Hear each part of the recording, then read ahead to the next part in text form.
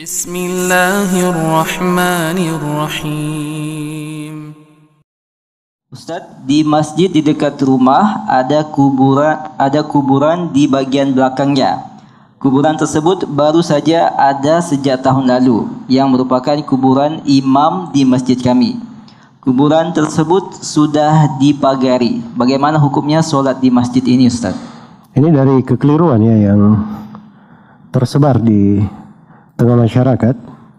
Kalau dia meninggal, apakah imam masjid maupun selainnya minta dikubur di dekat masjid, di pekarangan, di depan, di samping kanan, di samping kiri, dan seterusnya.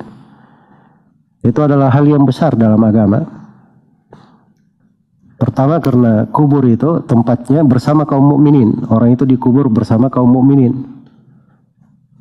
Makanya kalau orang ke kuburan mengantar jenazah atau ke kuburan untuk mengingat akhirat, kita disyariatkan memberi salam kepada mereka, dan itu mencakup seluruh penghuni kubur. Tiap kali ada yang datang memberi salam, mereka dapat rahmat dan kebaikan. Maka kasihan yang dikubur di masjid ini, siapa yang memberi salam kepadanya? Itu satu sudut.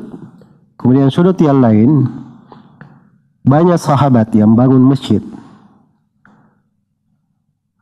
Uthman bin Affan, Ali bin Abi Thalib, dan sahabat-sahabat yang lain, mereka bangun masjid sendiri. Bersama dengan itu, tidak ada yang dikubur di depan masjidnya, di kanan dan kirinya. Semuanya dikubur di pekuburan kaum muslimin. Iya, dikubur di pekuburan kaum muslimin. Karena itu Nabi SAW itu telah menjelaskan puluhan hadits tentang larangan seorang itu mengkhususkan kuburan dengan sesuatu yang bisa menyebabkan pengagungan kepadanya. Karena pengagungan kepada selain Allah dari benda-benda dan sebagainya itu akan bisa mengarahkan kepada bentuk dari ibadah kepada selain Allah. Itu adalah hal yang dilarang. Hal yang dilarang. Tapi karena sudah terjadi, ini masjid sudah ada, kuburannya ada di situ, maka wajar kalau ditanyakan memang apa hukum sholat di situ. Jawabannya, kalau kuburannya itu cuma di area pekarangan masjid, tidak masuk di dalam bangunan masjid, maka sholat di situ syah. Sholat di situ syah. Tapi kalau kuburan masuk ke dalam bagian bangunan masjid, mau di depan, di kanan, di kiri, di belakang, yang penting dia bagian dari bangunan masjid, maka sholat di situ tidak syah. Karena mutawatir dari Nabi SAW, beliau bersabda, "La'anallahu al-yahuda wan nasara ittakhadhu qubur anbiya'ihim masajid." Allah melaknat orang-orang Yahudi dan Nasara menjadikan kubur nabinya sebagai masjid. Jadi ketika dilaknat, itu menunjukkan perbuatan itu diharamkan. Dan apa yang diharamkan itu dilakukan, itu membatalkan ibadah, merusak ibadah tersebut. Dan di dalam hadits riwayat Muslim, Nabi SAW bersabda, "La tusallu ilal kubur." Jangan kalian salat ke kuburan. Hanya kalau dia ada kuburan di depannya, dia salat langsung ke kubur, itu tidak syah salatnya. Tidak syah salatnya. Tapi ini yang kita bahas, ini yang dipertanyakan, ini beda ya kasusnya. Sebab dia salatnya di masjid, kuburnya tidak terlihat, terpisah oleh tembok. Ya, yang tadi saya katakan, kalau masjidnya tidak ada kubur apapun di dalam area masjid, bangunan masjid, itu nggak ada masalah, syah sholat di situ. Iya, seperti misalnya kuburnya di pekarangan kanan atau di kiri, bangunan masjidnya tidak ada kuburan, ini sholat di situ syah.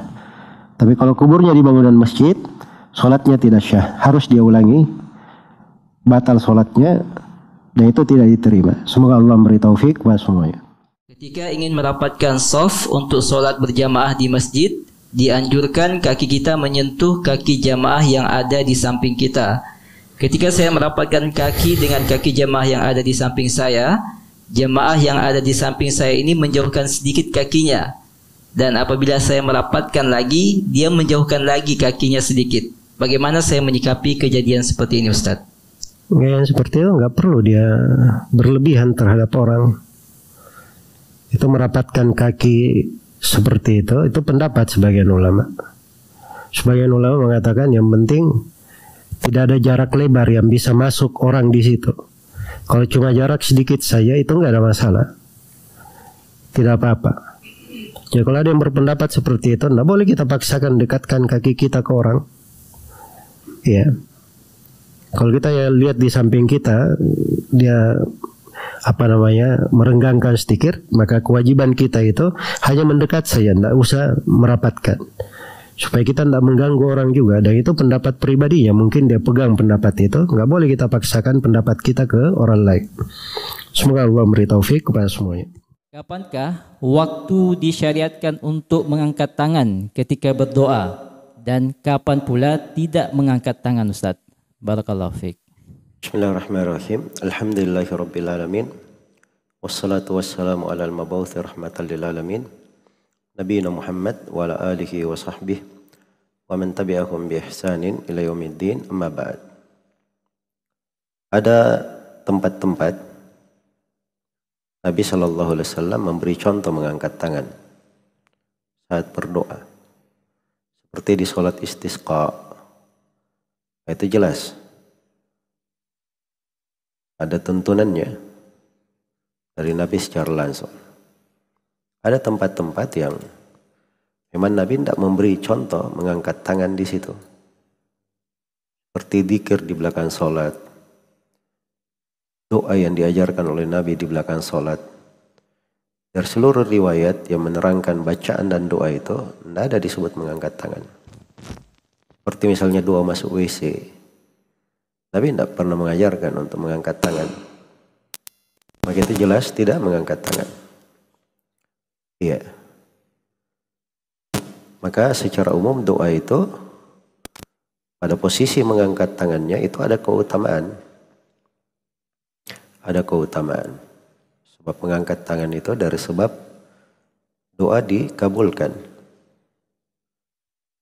Dari sebab doa dikabulkan. Dan Allah malu menolak doa hamba yang menadahkan tangannya.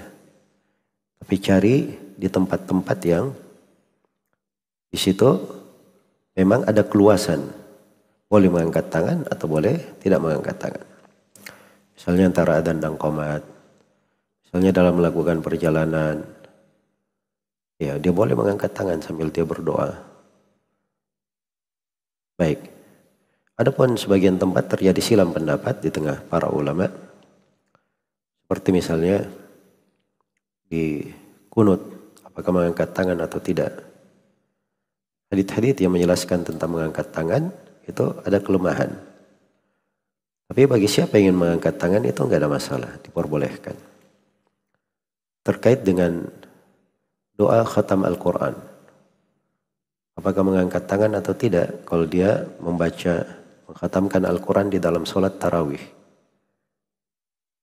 Ini dibangun di atas pendapat Imam Ahmad, beramal dengan amalan penduduk Mekah dengan hal tersebut. Apa mengangkat tangan atau tidak? Maka kalau mengangkat tangan juga tidak ada masalah di dalam doa tersebut. Sebab itu posisi-posisi yang memang tidak begitu tampak tentang larangan. Jadi asalnya berdoa dengan mengangkat tangan itu adalah hal yang dianjurkan. Semoga Allah memberi taufik kepada semuanya.